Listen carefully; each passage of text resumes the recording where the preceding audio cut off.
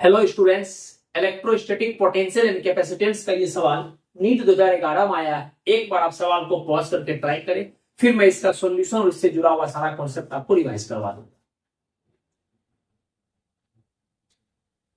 चलिए, हम उम्मीद करते हैं कि आप अपने अपने तरीका से सवाल को पॉज करके ट्राई किए। सवाल क्या बोल रहा है, मैं पढ़ रहा हूं। सवाल बोल रहा है 4 electric charges plus q minus q are placed at the corners of a square of side 2l see figure. ये स्क्वायर है और स्क्वायर का प्रत्येक साइड जो है वो 2l के बराबर दिया हुआ है। ये डिस्टेंस कितना है बालक हमारे पास 2l। आपको पता होना चाहिए कि स्क्वायर में चारों साइड बराबर होता है, वो छोटा बात है, और चारों एंगल 90 के बराबर होता है। तो 12 ठीक, बढ़िया।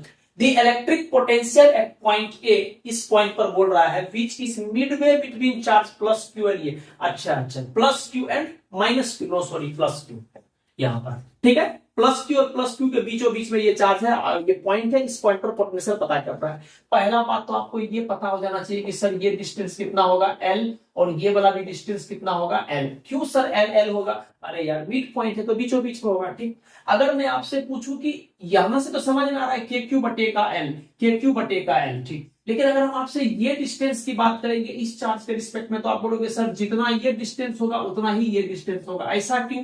देखो यहाँ पर ध्यान से, ये एक राइट एंगल ट्रायंगल बन रहा है। सिमिलरली इसी के जैसा यहाँ पर भी एक राइट एंगल ट्रायंगल बन रहा है। बहुत बढ़िया। अगर ये L है, ये 2L है, तो हाइपोटेनियस रूट से क्या लिखेंगे? अंडर रूट में L स्क्वायर प्लस 2L का होल स्क्वायर। तो ये क्या हो जाएगा? 4L square plus L square. मैं डायरेक्ट कर रहा हूं, चलो लिख ही देता हूं। अंडर रूट में L स्क्वायर प्लस का 2L का स्क्वायर क्या हो जाएगा? 4L का स्क्वायर। और इसको सॉल्व करेंगे तो ये आ जाएगा रूट अंडर में 5L। ये सॉल्व होकर कितना बना? 5L square. तो L स्क्वायर का बाहर निकल गया रूट से, तो L और 5 तो अंडर रूट में 5, तो अंडर रूट में 5 है।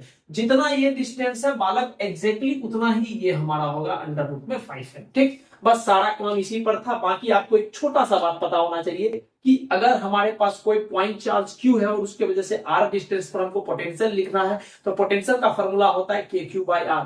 But important thing is that कि चार्ज को हमेशा पोटेंशियल के केस में विथ साइन से लिखते हैं, साइन के साथ, ठीक। बस कहानी खत्म। अगर हम आपको बोले बालक कि पोटेंशियल एट ए, वही तो पूछा गया पॉइंट ए पर, तो पोटेंशियल एट ए कितना होगा? तो आप बोलोगे सर इसके और इसके वजह से सेम KQ/L डायरेक्ट लिख दे क्या? 2 बार में KQ बटे का L, कोई दिक्कत नहीं। अरे बालक इसके वजह से KQ/L, इसके वजह से KQ/L, तो डायरेक्ट 2 बार ना लिखने की जगह 1 को 2 से गुणा करते तो 2 टाइम्स में KQ/L, ठीक, बढ़िया। अगर हम इसके बारे में बात करेंगे तो आप बोलोगे सर सेम चार्ज है, माइनस Q है, ये भी माइनस Q है, और हमको पोटेंशियल लिखना है। ये दोनों तो आ गया, ये दोनों बचा, तो जितना इससे दूरी उतना इससे दूरी, तो 2 बार में कर दो। प्लस का 2 टाइम्स में K, हमेशा पोटेंशियल में चार्ज को विद साइन बटे का डिस्टेंस कितना आ गया? रूट अंडर में 5L। आई होप आपको इतना बात क्लियर हो रहा होगा, कोई दिक्कत नहीं। चलिए अब आगे बढ़े, थोड़ा सा सॉल्व करते हैं इसको। तो जो कॉमन है निकाल लो। 2 कॉमन है, K कॉमन है, L कॉमन है, Q कॉमन है। तो यहां से आ गया, यहां पर बच 2KQ/L ले लिए, यहां बच गया 1 और यहां पर बच गया माइनस का 1/√5। कोई दिक्कत नहीं। अब देखो, अब एप्सिलॉन नॉट के टर्म में कहानी पूछ रहा है, तो हम K को लिखेंगे क्या?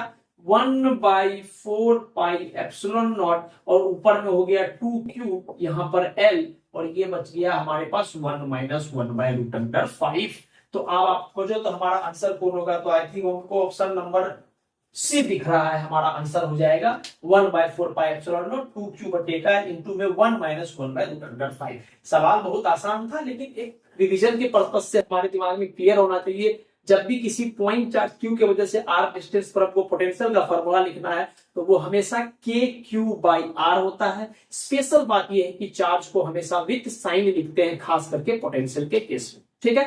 Thank you. जिनसे नहीं हुआ नोट डाउन कर लीजिए।